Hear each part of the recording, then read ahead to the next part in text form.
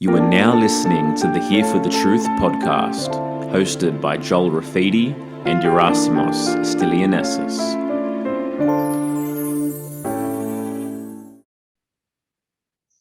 All right, everybody, welcome to episode 53 of Here for the Truth podcast.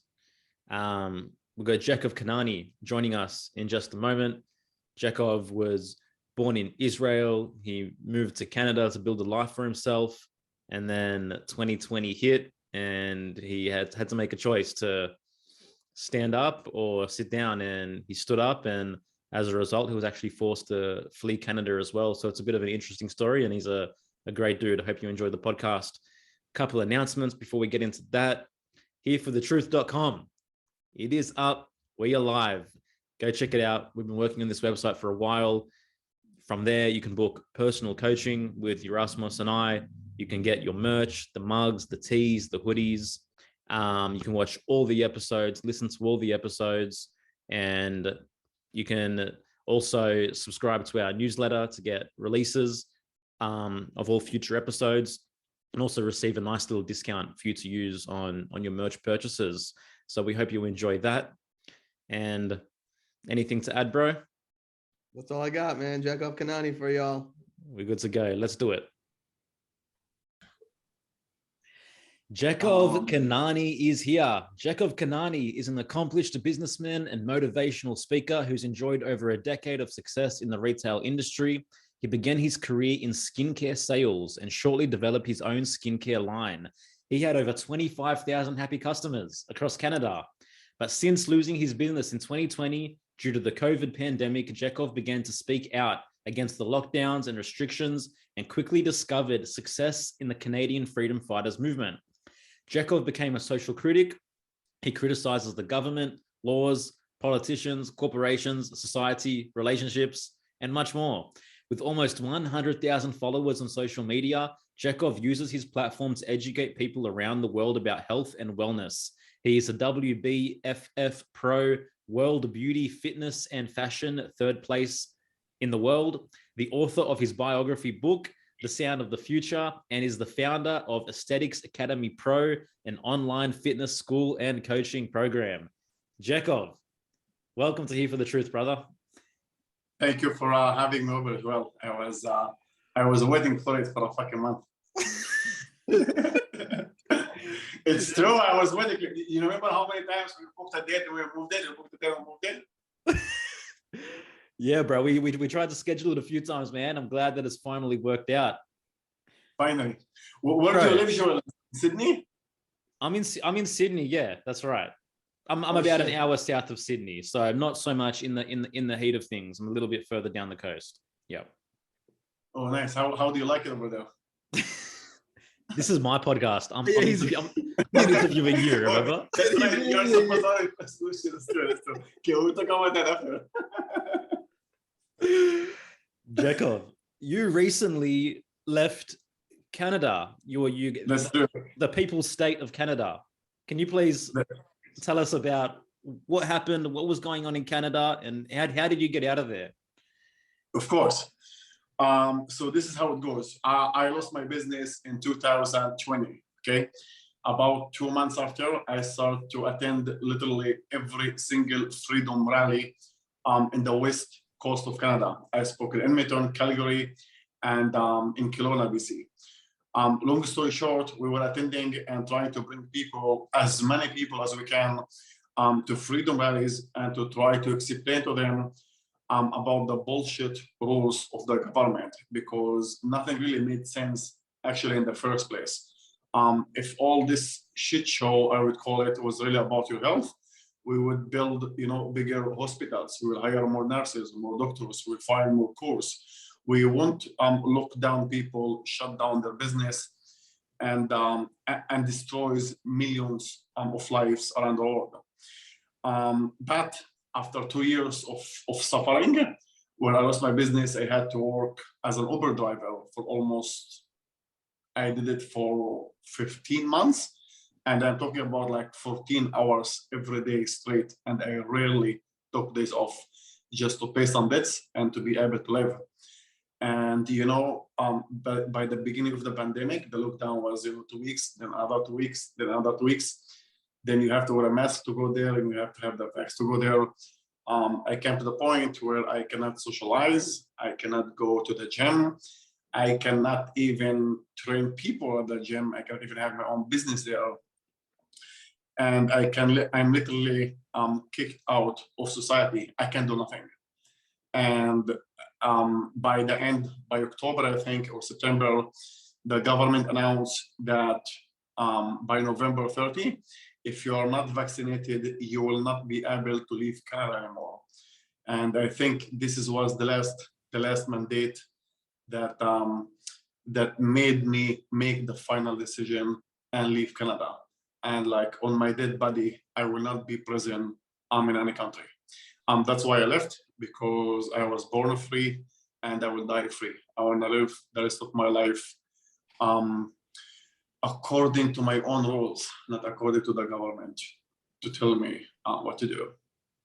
Yeah, man. Because I mean, what are the reasons that you went to Canada in the first place? Where are you originally from? And what was it that drew you to Canada initially? Because obviously Canada has changed a lot since your first decision to move there. Oh yes. I went actually to Canada man, honestly, Canada was really, really amazing country. This place gave me freedom, business opportunities, and to be surrounded by amazing people. Like in Canada, you could literally do anything you want. Everything was easy. Opening business was easy. Promoting your business was easy. There is almost no racism in Canada. I myself never experienced it. Probably a little bit, but not that much. Not as much as I experienced it myself back home in Israel. It was one of the greatest countries I have ever visited in my life, and I built a big business there. I loved living there. But at some point, you have to choose yourself over the country you are fighting for. By the end of the day, right now, many freedom fighters in Canada are getting arrested and go to jail, and they are getting charged. And I do not want to ruin, my future or the rest of my life for any country. I don't feel, even though I was born and grew up in Israel, but I don't have the obligation, to tradition, religion, country, or things like that. I will not go die for any country or ruin my life for my own country because I was born there. I'm not this type of person, I tried my best for 2 fucking years. I gave up on my family, on my own work, going to freedom rallies, like every 15-minute speech that you see on Instagram, it took me 2 days to write it down. And another 1 full day to actually practice it at home. So I don't read from papers. I hate reading from papers. And traveling and go to freedom rallies and big hotels and food, this is all my own expenses. Like no one pays me for this shit. So I sacrificed 2 years of my life trying to fight this pandemic and this insanity in Canada. But when I saw that it's not going to get any better soon, I had to make a drastic decision and choose myself over everything. And that's why I moved out. And honestly, I don't think I see myself going back to Canada anymore. Yeah. Will they even let you in? Probably for now, yes. Till wait, what today? Today is the 13th, right? I think till tomorrow, because after tomorrow, if I am not wrong, don't give me my word. You have to be fully vaccinated to actually enter Canada, even as a Canadian. There was a report about it, but I'm also not sure if the government made it as a mandate. But as far as I know, that you have to have the vaccine after January 14th. Jeckov, were you said drastic decision? Were you the only one in your family, or did other people with you? Yeah, I lived in Canada by myself most of the time. I have a son, but me and my ex, we broke up 6 years ago. So they live together, like he with my ex and his stepdad, like she has a boyfriend. And yeah, I live by myself, but I have a brother too who lives in Victoria, BC, which is very far away from me. I know, about 12 hours drive, 10 hours drive. And yeah, I left there because, I left my son there too. I haven't seen my son for 3 months. For me, it's very, very tough though. Me and my son are very connected together. But I had to do what I had to do. And I probably soon will get him out of there too. Yeah, man. I think too many people are willing to sacrifice themselves for the sake of the group, for the sake of the country. Freedom. Yeah. Of course. I personally know many other people. I have met more Canadians here in Mexico in the past month, more than I have met Canadians in Canada in the past probably year. Because there I was so busy and there's so much lockdowns, like you don't really see people. And when they open up everything again, you had to have the vax to the end. And I got kicked out of most businesses. From 100% of businesses, I cannot go anywhere in Canada. So I did not really socialize much.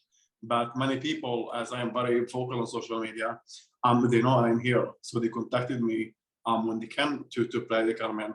And I honestly have met many amazing freedom fighters and people who lived in Canada, in Toronto, in Victoria, in Quebec, and in many other places.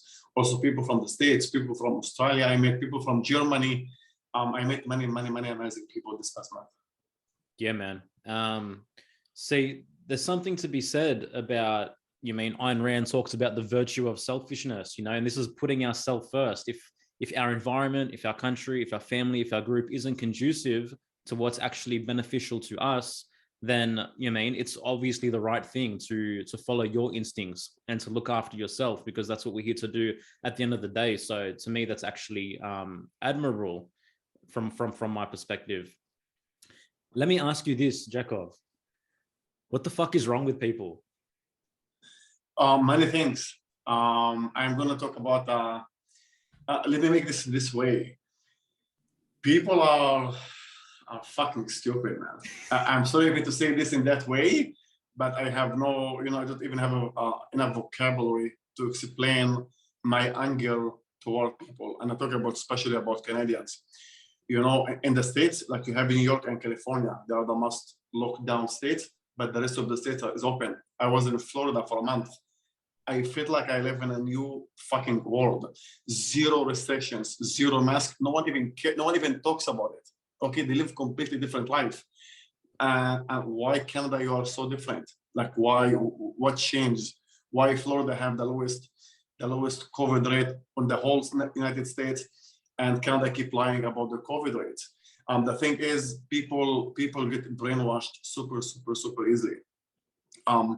People believe, unfortunately, everything the government tells them. Most people have never learned or even read a book about history. And people honestly also don't like to take responsibility for themselves. If they have something to blame things on, then they will blame it. And that's why no one want to take responsibility and actually do things that make them healthy. So if the government told them, hey, this is a vaccine that keeps you healthy, but we'll give you free donuts and free beer and free money just to stay home, most people will agree to it because they have no fucking idea how actually to stay healthy. Basically, what the government did was the exact opposite of what you have to do to become healthy. To become healthy, you need healthy nutrition, you need exercise, you need sunlight, you need vitamins, and you must socialize. Humans cannot survive without a human connection. Mm-hmm. And the fact that they actually separated us for 2 years, it made people so depressed, and people got so sick. Like, it's not by coincidence that COVID cases this year, they're about 500 times more than last year. They're like a crazy huge number over the past year in that exact month. And the last year we probably had 10% of people vaccinated at this time. And this year we have over 90% of people are vaccinated. It is just nothing makes sense anymore. And they have been lying to us since day one. They lied to us about the people. You remember the first videos of China when people were dropping the street? Do you guys remember that? Yeah. Right. They lie about it. They lie about the vaccines. They lied about the lockdowns. They lied about masks. Masks don't work at shit, don't work at all. They lied about everything. And when we start to speak against it last year, because we can see the lies behind the government, but most people cannot see it. So people start to label us as conspiracy theorists, and then we start to get censored and banned from social media and be called crazy. When we start talking about the vaccine passport last year, no one believed us. Yeah. And all the conspiracy theories we had in the past year, actually all of them became true this year. The vaccine doesn't work. It doesn't stop transmission. It doesn't stop you from getting COVID. And masks don't work. PCR tests don't work. And vaccine passport was coming. Literally 100% of the conspiracy theories we had, they all became true. And even though we were right almost about everything, we are still the ones who got kicked out of society and the ones who've been mistreated by most people. Yeah, I loved how as you were listing all those things, you had your middle finger out. You were just like, masks don't work, vaccine passports. So it was like a subconscious. It was like a subconscious middle finger, you know, like yeah, fuck that shit. Oh man! So tell us, before the pandemic, before everything, were you curious? Were you already questioning the government? How far along were you of I guess, your awakening journey? I did join 100%. I always had the conspiracy theorist mind since I was a kid, not from today, but I was not vocal about it. Okay, you know, if you sit with friends or families, I always share my opinions. I never give a fuck about what people think about my opinion or perspective. So I was always open about my views about the world and politics and religions and money and all of this stuff.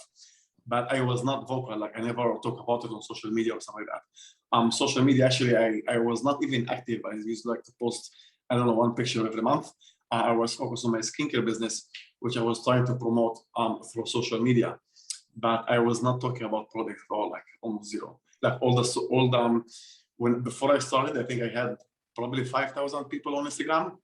I had another few hundred people on Facebook. I did not have Twitter. I did not have TikTok. I didn't have all of it. All of it just came through the pandemic. Yeah. When did it start for you? Like when you said you've have a conspiracy theorist mind since you were a kid, but what was it about the world? What was it about family? What was it about you? It was about the way money works in the world. Why 1% of the world actually have so much money and control all the resources, while 99% of the population thriving to survive. That was something really wrong with the money system. Then I started to read Robert Kiyosaki books. And by the way, there's actually a book of both Robert Kiyosaki, you know Robert Kiyosaki, the author of Rich Dad Poor Dad. Yeah. So when he started to explain to me how the system works and how the Federal Reserve works, and the Federal Reserve is actually a private bank, and it's not even American, it's actually British. It's owned by the Rothschild family. And I'm like, something here is wrong. Like, why people don't know that? Like, why people don't stand up to fight for it? But again, I was never vocal about it. It's just my own thoughts and opinion and perspective to myself. Then I read a book about, it was between Donald Trump and Robert Kiyosaki. It's called We Want You to Be Rich. And both of them actually talk about the Rothschild and the Federal Reserve and how the whole system of money and the banking system around the world is corrupt. And that's what made me start questioning the government. Then I started to listen to David Icke, if you know him. Yeah, of course. Yeah, that's how I started back in the day, like years ago. Cool. But again, I was not really like focused on it. It's like a part of my life. Yeah. But I wasn't like 100% into it. Like I am today into politics and the government. Mm. But this is all started probably from Robert Kiyosaki when he opened my mind about investments and banking and how and the taxes is theft, and he explains also why. So you will start to see the world a little bit different, and then you start to question everything. Yeah. Does it surprise you that it seems as though you were born in Israel, right? Does it surprise? Right. And like a lot of people for the longest time, you know what I mean, the conspiracy-minded people might tend to believe that, you know, the Jews are behind everything, and we blame the Jews for all conspiracies of the world. But then you look at what's taking place, and why is Israel leading the way with boosters? Why is Israel leading the way with what seems to be the harshest mandates around this issue? Like, that doesn't make sense. Why would they be doing that to their own population if that was the case, you know?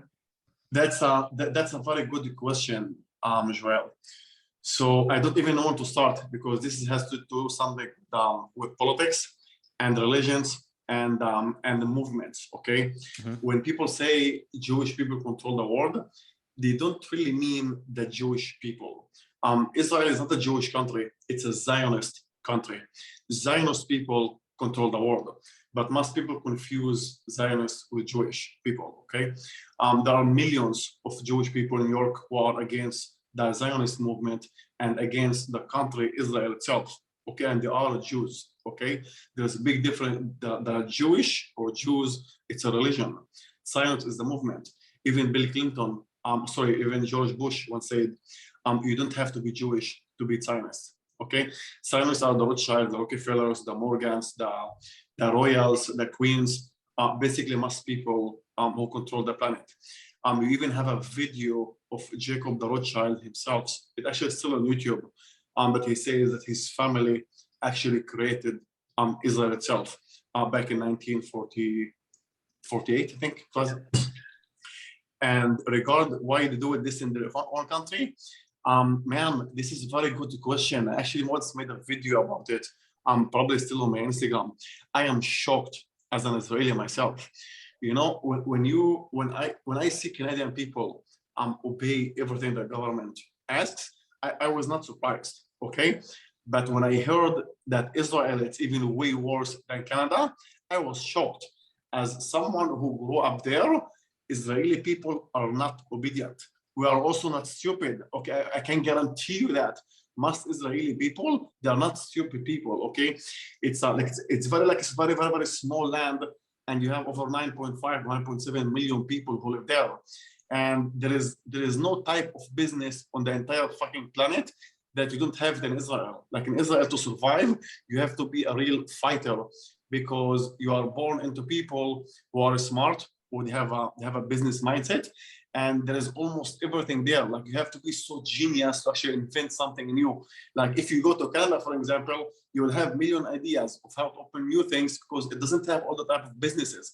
But Israel, they literally have everything. And how like all these people actually let the government fool them, man, I'm speechless. Like I probably things have changed since I moved out of Israel. It was in 2008, I think. I moved to Canada, but I was shocked myself, like how even could the Jewish people, like the community itself, do to themselves what Nazi Germany did to them. How they don't see it. Yeah. How they don't see it themselves because it's your own people. Like they are doing the exactly same thing. Okay, they are segregating society. They are separating you from your families. They are giving you barcodes, like the barcode that you give with the vax. It is the same codes that used the Nazi to give codes for the Jews and for the white people to use to separate them, like with numbers and stuff. Like how do you do this to your own people? And man, I don't even have an answer for this question. I have no idea how they could do it for themselves. Like I am myself speechless and so disappointed of the Israeli people. Yeah, I think, as we've moved towards this globalist world, there's been this push towards like collectivist ideologies, even if you look at if you've seen the interview with Yuri Bezmenov and G. Edward Griffin in 1984, he was an ex-KGB defector. He actually defected to Canada. And he talks about ideological subversion. And I think on a global level, through school, through media, etc., there's been this subversion, there's been this brainwashing, this indoctrination that you must sacrifice yourself for the greater good on some level. Like it's all about the community, it's all about the family, it's all about whatever the case may be. And I feel like this has been showing up in media, it's been showing up in all these different things that has been seeping into people's subconscious. So you've been gone 13 years. So I really think, especially the last 15, 20 years, this has been a big piece of the whole world that's been going on. So I'm curious your thoughts on that. You're right. I'm actually the media propaganda in Israel, it's probably 50 times stronger than North America. In Israel, all people do, they watch TV. That's it. Like as I'm an Arab who was born and grew up in a village, like most of the village, all they do is watch TV all day long, okay? And they wait for the news to come in. Like the news for them is It's like the happy hour of the day. You know, the whole the family they gather together and actually wait for the news. If I'm not wrong, it was at 8 p.m. in the evening. Okay, they wait just to listen to what the government is about to tell them. Like the mass, how you call it in English, psychosis. Yep. Psychosis, yeah. Yes, in Israel, it's way stronger than North America. Even though I am by myself, I have a TV here because it's a place I rent here, but I haven't watched TV since I was probably 14, 15 years. Amazing. Even before I came to Canada, I never turned on the TV ever. Real quickly, this just popped in my head in terms of you were asking before, like I can't believe like this would happen to the Israeli people. Do you think that there's a blind spot that people think that what happened to the Jewish people, like there's no way I could do that to another person. There's no way I would be playing that role. And so feels like there's a blind spot on some level. Yes. So this is the thing. Everyone wants to become a hero until the time comes to be a hero. Okay. So when someone studies history and knows what's happened back then, when you try to explain to people, they don't believe you. Okay, they think they were joking with them. Okay, it is the same way when we told people last year that lockdowns don't work. This is not going to end in 14 days. Mm-hmm. Okay, when the second lockdown came in and the third lockdown came in and the fourth lockdown came in, you don't even have to bring examples to people from 80 years ago. It's in the front of your eyes. You have seen it last month. You were not born yesterday. You didn't just arrive on this planet this morning. Okay, how many lockdowns we have had? Did it help? If the first lockdown helped, then why we had the second one? Why we had the third? Why the fourth? Why the fifth? Okay, why we have more cases right now than we had last year, even without vaccines, or 2 years ago, sorry, at this time. Okay, it means something is wrong, like something is very, very, very suspicious.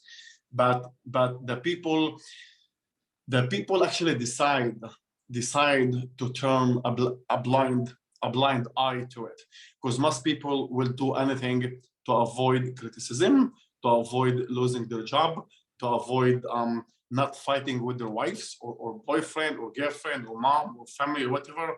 Most people aren't authentic to themselves. Most people are fake. They tell you whatever you like to hear just to avoid confrontation, to avoid an argument, to avoid a fight with someone. And the fact that also social media platforms, they help so much with it, because people who spoke the truth, like Dr. Robert Malone, Dr. Robert McCauley, Alex Zek, Joel, you know him. Many people that I personally know get censored and deplatformed like 10 fucking times, okay, in the past 2 years.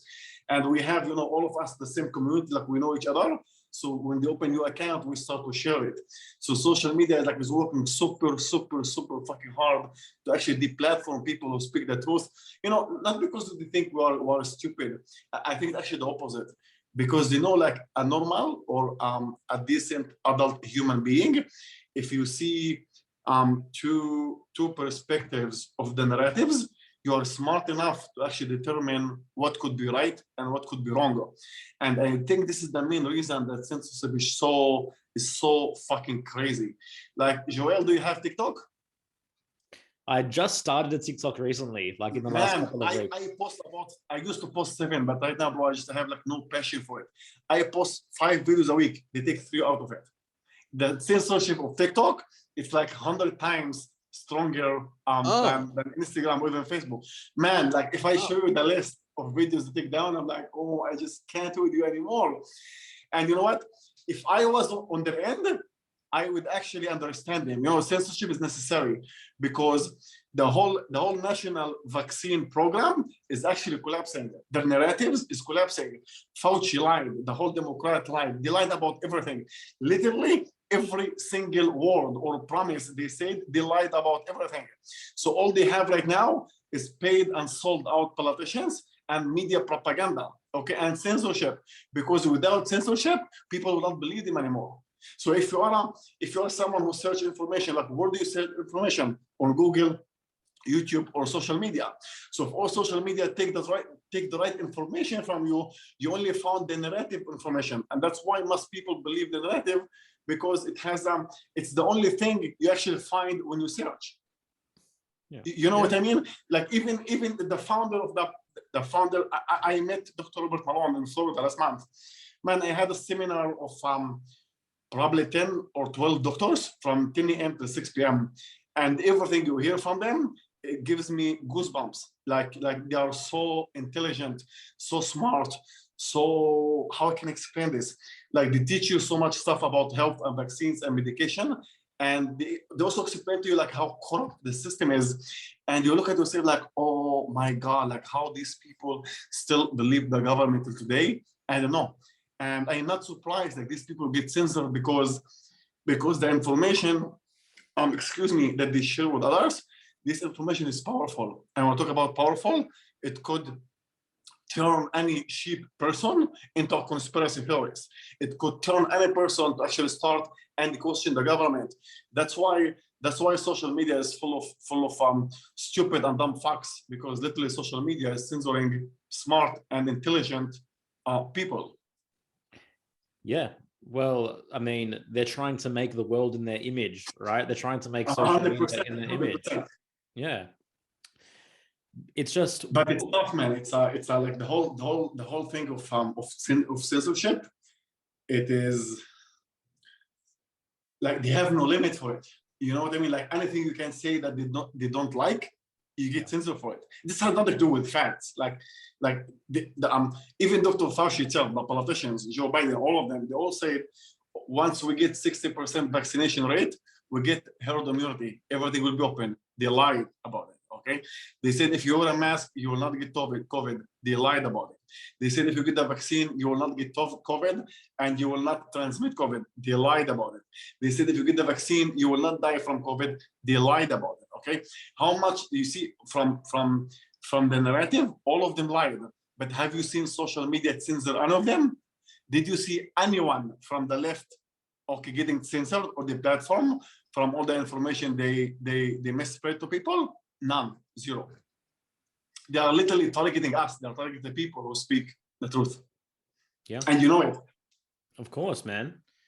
And it's just a complete abandonment of basic common sense and logic. 100%. And I cannot fathom, and it blows my mind as to truly the mass psychosis that most people are living in, and how we got to this place where people can no longer see black as black and white as white on any fundamental level.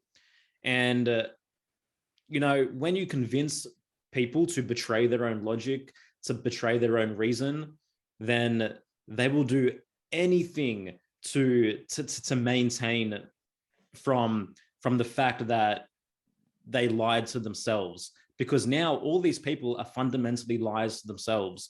I believe on a deeper level, the majority of people, they potentially recognize that they made a mistake, that they fucked up.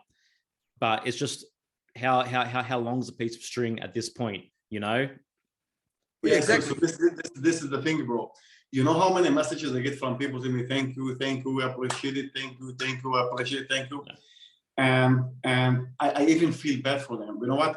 I don't want you to appreciate me. I don't give a fuck about your appreciation. I'm gonna do whatever the fuck I'm gonna do, regardless if you're gonna appreciate me or not.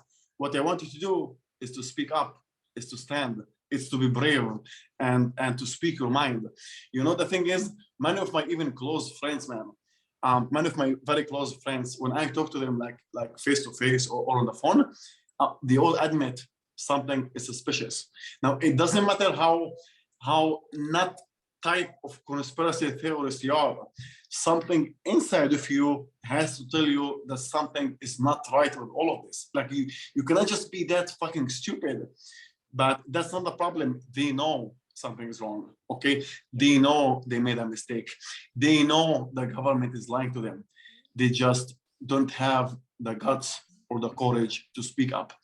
And to speak about this point, mass, how you call it in English? Cowardice. No, when you're a coward. How you say the cowardice? Coercion? No, cowardice. No. Cowardice. Oh, cowardice. Yes. It's called. Okay, sometimes I forget what's the English. It's all good, man. Languages, man. Just sometimes fucks up in my head. Cowardice, you said? Cowardice. Cowardice.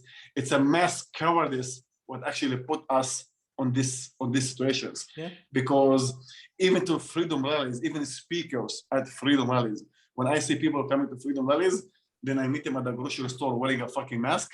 I'm like, what the fuck are you doing? Yeah.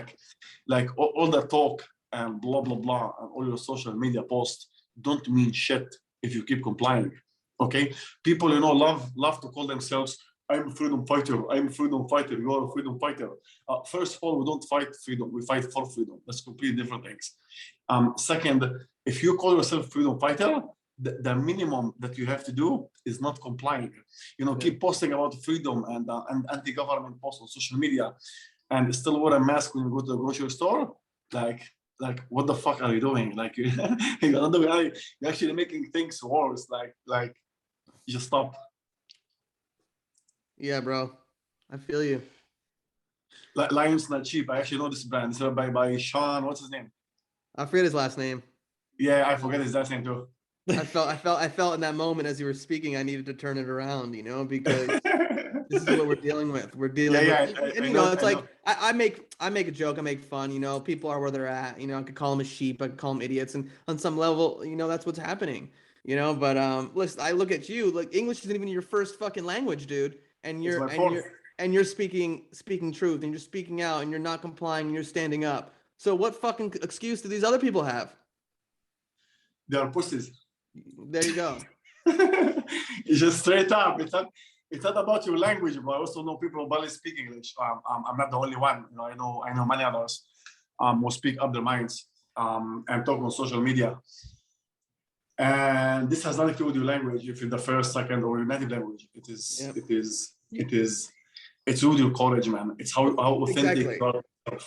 Exactly. And you hit the nail on the head before too. It's like people don't want to let down their families, they don't want to be seen as something. They don't want to like cause a stir, like, oh, they want to keep their job. And even if 2 years in, they have that feeling, it's like, well, okay, but if I speak out, then I'm going to lose my social group. I'm going to be alone. I'm not going to have friends. Well, fuck it. You're going to find cooler, awesome, truthful people filled with integrity. Well, fuck your friends. So this is the thing. These people don't understand that even the friends they have and the family they have, they're broken. They're all broken together, okay? They all think that they are together as one piece, but they're broken families because if I cannot speak my minds with my friends, they were not actually my friends in the first place. You know what I mean? Like the people you should never, ever, ever censor yourself in front of them is your family and friends. If I cannot if I cannot be honest with my spouse or my mom or my dad or my best friends, then who you be honest with? 100%. Yeah, I suggest the word a little bit the opposite way. Like these are the people that you must be the most honest with. Okay, even if it's hurt them, that's okay. Okay, even if you don't want to talk to me, that's fine too. But I'm not going to censor myself I'm not going to shut my mouth and censor myself for your own stupid feelings. You know what I mean? Like you want to hate me I would rather actually be hated for who I am than to be loved for who I am not. Like I'm gonna be myself, regardless if you like me or if you don't. Yeah, man, they're living in illusion, right? And unless you obey and comply with the same illusion that they're living in, then you're not welcome anymore. Exactly. They cannot stand anything that shines a light on the fact that they're all liars and they're all lying to themselves and they've all betrayed themselves on a fundamental level, and they can no longer add 2 + 2 to = 4. And it's just simple, man. It's so simple. And I mean, in many ways, I'm thankful for the sore spot that's been exposed as a result of what's gone on, because it really has separated the wheat from the chaff. It showed us what's real, who's real, and what simply is pretending to be real. Yeah, and the more you speak your truth, you're going to connect with other lions. You know what I mean? Of course. It's the thing. You know how many people I have lost? Like, listen, I lost my business. I went bankruptcy. Like, I said to myself, Joel, do you know Chris Sky? Do you know Chris Sky? Oh, yeah, I know. The tattoo. You know, what's the more activist. So this is what's happened, okay? I saw him getting coming from Turkey from the airport, blah blah, and he giving hard time to the immigration. So that day, you know what? I said to myself, if this dude can do it, why the fuck I cannot do it? Okay. So I was out of the gym for about 3 weeks because of the mask mandate. So I went to the gym and I'm like, you know what? I'm not gonna put a mask. Fuck you all. I just get in. And they kicked me out. I left out. I said to myself, you know what? Tomorrow morning I'm coming to film it. So I went to my doctor. I got my mask medical exemption because I'm medically exempt. I have medical conditions. I can't wear a mask. I went to the same gym, which is run by the city of Edmonton, and on the website it says people with medical conditions are exempt from wearing a mask. I took the letter from me with me. I took my phone. It was about an hour and a half film, and I went there and I filmed everything. They called 10 cops on me, 10 fucking cops, came to the gym to kick me out. I filmed everything, but when I got out, I was so fucking happy because I did it. The whole gym, hundreds of people coming in and out in the morning. Even my friends, people who know me, see me, I'm filming. No one, not even one person stopped to help me or stopped to say, hey, he's right. He has medical condition. You should not let him wear a mask inside the gym. Not even one person. They all were scared. All of them, 100% of them run away like fucking rats. I stood up there till the cops came in and took me out. Or they also banned me from the gym for 2 years. I went out, I went home, I posted on social media, and I messaged Chris. This was before we became friends. The first time I talked to him, I'm like, Chris, can you please share this on your Instagram? He had almost 250,000 followers back then. It was huge. Before they shut him down like fucking 10 times. And he's like, I don't even expect him to answer my message. And suddenly he did. He did, and he shared it. And that's how we started to talk. And so that's how we started speaking against it. We decided to meet. He was supposed to come to Edmonton and speak at the Freedom Rally. And I went to meet him there. And that the same day, they put Chris on travel ban. He cannot fly in Canada. They put him on a flight ban. So I'm like, if he cannot speak, then it's my fucking turn to speak. And that's how I started speaking at Freedom Rallies, okay? From the same organizers who did it in Edmonton. The same day I talked to them, and the week after, I killed it with my first speech. I wrote 5 pages. I came there, Joel. I forgot my speech at home. I was shaking when I held the mic. I literally was shaking because I forgot everything at home. And it's my first time ever I speak publicly to people. I hold the mic, and I'm like, you know what? I'm going to fucking kill it. Once the first sentence, second sentence, third sentence kicked in, man, I fucking killed it. It was the first and probably the most important speech I ever made. That's, I fucking love that, dude. Yeah, man, I was shaking. It was like minus, I swear, it was like minus 30. It was freezing cold, freezing. It was in March, in April, sorry, last year in Edmonton. So fucking cold. I'm like, how am I gonna do it? I forgot it at home. And I went there with my, with one of the people I know, and he did not show up. We were supposed to be there, and he didn't come. So I am by myself. I don't know like fucking anyone there. About 400 or 500 people show up to my speech, and I'm like, what the fuck I'm gonna do, man? I hold the mic. I start speaking about myself because that's how on my first speech I introduced myself. That's the only speech I talk about myself first. And man, it kept rolling. It kept rolling in my head. It kept rolling. And I fucking killed it. It was like one of the best speeches ever. And let me ask you this. After that speech, how did you feel? Like, how did you move? Like, was it like, like they do like before Christ, after Christ? Like for you in your life, you have like before saying the speech and after, like what did that do for you in terms of who you are as a man? That's when I made the decision to step on stage and speak every single weekend. The amount of support and love I received from the people, it was incredible, man. Everyone comes to me, thank you, what a speech. And I am in tears. It's my first speech fucking ever. And I was cold, I was nervous, but because I did so good, and I'm like, and I always want to be a public speaker, but actually never did anything with it. And I'm like, you know what? I'm gonna fucking continue with it. And then I start to come every week different speech, every single week. Then I start to give up on my work, on my family, on my personal life, on anything, just to go and speak every single fucking Saturday at the Edmonton legislature ground. And yeah, that's how I start speaking at Freedom Rallies around Canada and do social media posts and shit like that. It was an incredible feeling. I fucking love it. This is actually, I made a post about this week because this is the only thing I actually missed about Canada. It's speaking at freedom rallies. Even to the States, like I know many people who run freedom rallies there, and it's very close to me, but I cannot go because I'm not vaxxed. Yeah. I if I could, I would. I would just go just to speak to freedom rallies. Yeah, dude. There's something weird going on, man. Like anti-vaxxers are like the new celebrities or something these days, bro. Right? Man, they keep calling us anti-vax, bro. I don't think there is even such a term, anti-vax. You know, let me make this straight. If I offer you a sandwich right now, okay, and you don't like it, you don't become anti-sandwiches. Okay, if you were depressed for some reason, okay, and I am as a doctor can offer you antidepressant, and you tell me, you know what, doctor, I don't want it. I choose to get sunlight every day, to eat better, to work on myself, to work on my relationship, to start exercise, and to become a better version of myself. You don't become an antidepressant.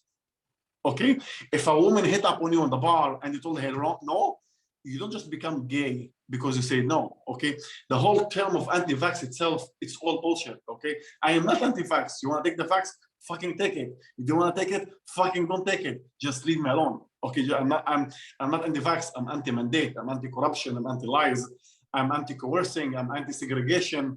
I am anti whatever the fuck they call it. But I am pro-freedom. I am pro-love. I am pro-unity. If that makes any sense. But anti-vax, like there's not really such term like this. It's a made-up term for them to discredit us. It is the same term like conspiracy theorists. Yeah. For me, it's a yeah, they just want to discredit us. That's what they call us anti-vax. They even called the founder of the inventor of RNA technology, Dr. Robert Malone, anti-vax. Like he's the one who found it. He's not anti-vax. Okay, he just knows. He knows a lot about it. Well, listen, probably more for me, it's a badge of honor, man. I love the term and I wear it very proudly because I've been called an anti-vax. Anti-vax. I am 100% anti-vax. I'm anti every vaccination and I oppose vaccinations of all kinds. And I've worn that badge for 7-8 years now. And now all of a sudden it's becoming like a thing. Like, no, fuck you. I am anti-vax. Strongly, firmly. Fuck you. I wear it. I wear it right here personally, bro. Man, at this point, I'm literally anti-everything. I'm anti-government, anti-vax, anti-politicians, anti-society, anti-humanity. Just leave me alone. Anti-sheep. Exactly. Anti-sheep and everything. Yeah, it doesn't bring me fucking peace and love. The thing is with these terms too, it's like it's so easy to project these out there because they help with the divide and conquer strategy. You know what I mean? 100%. Like, oh, well, if you're not anti-vax, then you're this. If you're a conspiracy, then you're that. So it's so easy for people to be like, well, I'm on this side and you're on that side, and I'm right and you're wrong. You know what I mean? Yeah, but they do the same thing with everything. So it's a psychological war, right? So it's the same thing they do, like Republicans and Democrats. They always give you two choices to choose from, but they also control both choices. Okay, I am certain they also have super famous anti-vax people who talk about the anti-vax just to see who the anti-vax are, or just to because most of them they control the narratives, they control everything. The media, like the big pharma. Have you guys listened to The Truth About COVID-19 by Dr. Joseph Mercola? I have the book, but I haven't. Well, listen, this is a must. Okay, if there is something you have to finish this month, is this book. Okay, one of the best books I ever read in my life.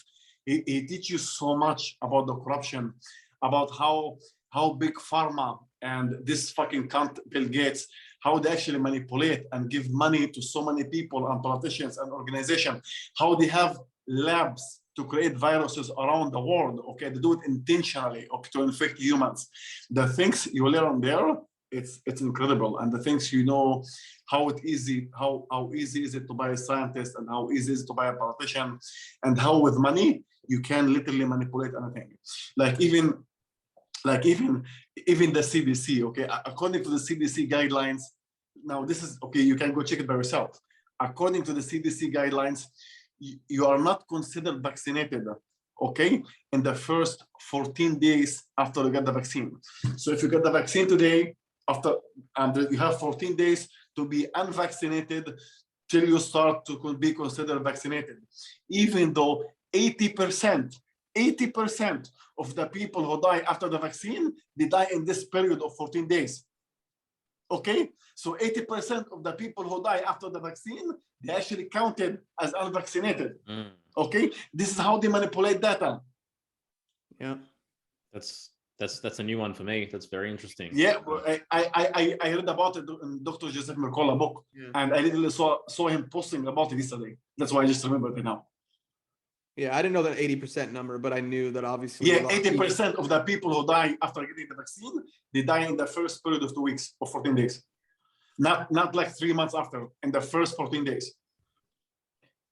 Yeah, man. Well, this is the problem, because people think that governments and society in the world is run on facts, logic, and reason, when really it's run on favors, right? And it's run on lies, bullshit, and remorse. Exactly. And this is what I mean when I say, you know what I mean? They're trying to mold you in their image. They're trying to turn you into complicit in what they've been complicit in. So they're trying, you know, and now all of a sudden you have a collective that deeply, innately within themselves, they know they're lying to themselves. But the moment they do that, the entire painful collapse begins, you know? And so it's a difficult and tricky period that they find themselves in, definitely. So tell us, man. You're into health, nutrition. How do you work with people? What's your process in guiding people towards health? So I've been in the fitness industry for about 12 years. So 12 years ago, when I started to develop my skincare line, I knew I win a model for, you know, to represent my skincare line. And then I said to myself, you know what, why the fuck would I bring someone from the outside? So that's how I started working out. I started to improve my own physique for my own brand 12 years ago. And then, you know, I fell in love with it. And I started training people at the gym, you know, here and there. I did not take it as the main job, but it was a hobby for me. Okay, I always focused on my skincare business. And in 2016, I went to compete with WBFF, the World Beauty, Fitness, and Fashion Show. It was a world competition. I competed with 36 competitors beside me, and I took third place in the world in 2016. So that's how I became a professional fitness model. And I continue with it as a hobby, you know, as a side job. But when my business crashed last year, I decided to make it my main income. I tried to work on myself more and to develop a skincare business. So, a fitness business. So when the pandemic hit and everything started with the lies and the bullshit of the government, I said to myself, what could I do to actually improve, first of all, my own financial situation, and to give back to people something that they really need right now. And I couldn't think of something better than to give people nutrition and workout plans, because these two are the most important things you actually can do to improve your health, which is exercise and nutrition. You can take as much medication as you want. You can take as much vaccines as you want. You can, you know, sleep with masks around you. You can do whatever the fuck you want. But if the food you consume is bad, and if you're not active physically, it will not help you. Okay. In my opinion, nutrition and exercise are the most important things to improve your health. And once you do, you can combine them with sunlight, vitamins, good sleep, good sex, meditation, and that's how you improve your health, and you prevent yourself from being entitled to government and pharmaceutical companies. Also, as a kid, I suffered from asthma my entire fucking life. I spent most of my childhood in hospitals. I'm actually going to send you my book, Joel, for you to read it, and for you too. I have it as a PDF. So my asthma actually gone completely once I started working out. Even by the age of 25, when I came to Canada, I still had it. Not as bad as when I was a kid, but I still had asthma attacks sometimes. And exercise at the gym, it's actually what saved my life. And that's why I love doing what I'm doing, because I am giving something valuable to people that can improve their life in many ways. as I have experience with it in 10, 12 years almost.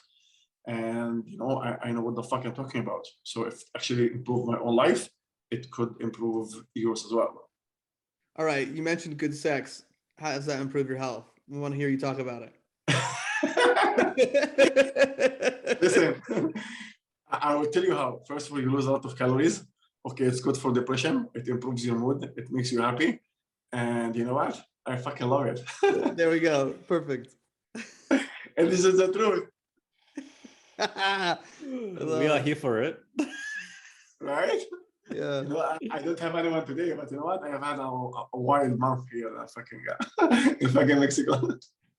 What do you love? What do you love about Mexico besides obviously the good sex? I will tell you many things. I was born and grew up in a warm country. Okay. Canada was good for the money. I suffered the cold in Canada because there is money there. Okay. But if there was no money in Canada, it's not really a nice place to live in because you spend 8 months of the year with the fucking snow, and it's not really fun unless you have enough money to travel and do things in Canada. So Mexico reminds me of my, back home of Israel. It's very. I live 6 minutes away from the beach. Like even if I'm depressed, if I'm angry, if I'm stressed, if I'm anxious, if I'm pissed, I just, I'm always like. Most of the time I'm topless. I put my bag on me with a towel on it. I just walk to the beach. I am also 5 minutes away from the gym. It's the cost of living here is very low. Cost me probably a third of what I used to pay in Canada. I'm a big spender myself, so I go out a lot. But if I actually want to live a minimal life here, it won't cost me more than $1,600 a month, man.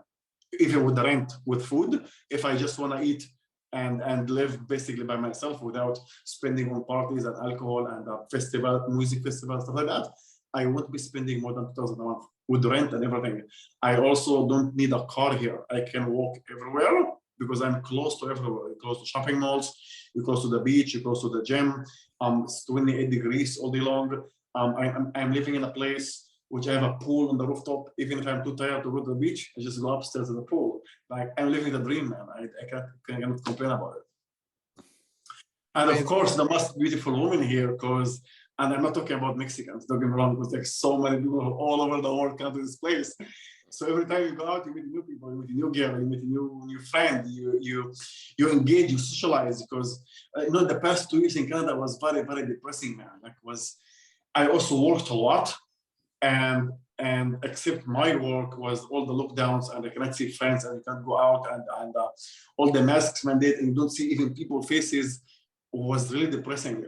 And when you come to a place where it has life, there is really life in this place. Even it's here, if it's Cancun, if it's Tulum, around this area, I don't know, man, it makes you feel happy because you see people happy. No one comes to you at the street and attack you for not wearing a mask or tell you are an asshole or stuff like that. Which things like this I used to experience in Canada almost every fucking single day. Every single day you get attacked. Like I want to go do a blood work, they won't let me in without a mask, even with medical conditions. I want to buy fucking soup at the restaurant, man. You can't even get a sandwich without wearing a mask. These things are very annoying. You get at some point, you get sick and tired of all of this shit show. And the fact that I have my freedom here and no one bothers me. And I have the sun. I have everything I need. Like I honestly cannot complain. I'm happy to be in Mexico. Hola, Mexico. I'm gonna get my permanent resident here soon. I'm happy for you, man. Thanks, bro. You should come here too, dude. Honestly, man, I'd be considering it. I visited Mexico maybe 5 years ago with my wife, and that was honestly our favorite holiday destination that we ever went to. Really? When we could travel. What to Mexico? Sorry? Where did you visit? What place? We stayed in Playa del Carmen. No way. Same place I live in. That was my next question. Where are you? Are you there now? Oh, yes. Wow, bro. We went where the parties are at, Yes, bro. I'm in Playa del Carmen. I live in like fucking 2 minutes away from 5 minutes away from the centro. I'm in Playa del Carmen. Man, I love this place. I cannot complain, bro. That's amazing, man. Yeah, Mexico definitely has a special place in my heart, and it's definitely on the cards. I could definitely see you there one day. I'm in Australia at the moment, trying to navigate things, but it's not at the moment here in Sydney. You asked earlier, but it's not really as bad as people think. There's it's actually relaxed quite a bit. I hope so. In terms of what you might have been hearing on the global news. Not to say that things could get really bad again, because they definitely could and probably might. It's summer, bro. It's summer. That's why. Yeah. They probably will. That's why. We all know it's coming. You know, in Canada, in Quebec basically, so like they have testing in Israel and testing on people in Australia and New Zealand. So Quebec is the testing part of Canada. They test their everything, then they implement their testing on the rest of the provinces. So in Quebec right now, they are going to tax the unvaccinated. So if you're unvaccinated, you're gonna pay tax for the unvaccinated by the end of the year. It's just so fucking ridiculous. My friends see me, they're like, "Hey, did you hear this?" I'm like, "Yeah, not even surprised. It's coming to your province too. So get ready." Wow, man, Jeckov, any final words for our audience on this one? What do you have to say to them to bring it home? Yes. I actually have a few words to say. We probably have a lot of audience and a lot of people, and I want to tell you something like this. Many people are thinking that Joe Rogan is going to save us, or Donald Trump is going to save us, or there's aliens coming from somewhere who are going to save our planet. I'm going to make this straight. No one is going to save us. Not a politician, not a public health expert, not your family, no one. The only people who are going to save us are us. And the only way to save ourselves is by stop complying. Don't call yourself a freedom fighter if you're actually going to keep complying with masks mandate or have a fake vax pass just to roll over and keep things happening. Okay, if you want things to end, be honest first of all with yourself, with your family, with your loved ones, and with your friends. Tell them the truth, especially if you are awake. If you are someone who still sleep till now, I highly recommend you to turn off the TV and ask your closest conspiracy theorist for any advice you need. But if you are awake, please gain some courage, grow some balls, and spread your message to everyone. Your voice is powerful. If it wasn't that powerful, social media won't try to deplatform all of us. They do it because your voice is powerful. Please do whatever you can to connect with people and try to convince others as well to stop complying, because the only way out is resistance. It's not violence, it's resistance. Great. For a second there, when you said grow some balls, I thought you were going to say grow some balls and spread some seeds of truth. But it works. But that's what I'm saying. Grow some balls and talk about it. If you I know. Yeah, if you are awake, you already know the truth, right? You just speak about it. Don't hold things inside. We need more of us. We need more conspiracy theories in this world. I hear you, brother. Jeckov, man, right? Thank you so much for joining us, brother. My pleasure. Was a great seeing you guys too. Where can people find you to support you on social media, etc.? I mean, we'll have all your links on our show notes. It's Twitter, Instagram, and Facebook and TikTok. All of them at Jeckov Kanani. It's the same username everywhere. That's it, guys. And if it's a business wise, please email me or text me to my number on my social media on Instagram. No DMs, please. I get probably 100 DMs every single day, and I get lost. I get even anxious checking out my DMs on my Instagram. That's why I don't check it. If it's important, please email or text me to my phone. My number is on my profile on my Instagram. Sounds good, man. Guys, thank you so much for listening to this episode of Here for the Truth, and we'll see you next time. Take care. Thank you for having me, Joel. Thank you, buddy, and we'll be in touch soon. You guys have a great fucking night. You too, brother. Enjoy Playa de Carmen. Smoking mirrors, I'm seeing through the illusion. Waking up in a time, they think you're in a delusion. Somebody set the alarms, cause they be too busy snoozing. I'm in a DeLorean.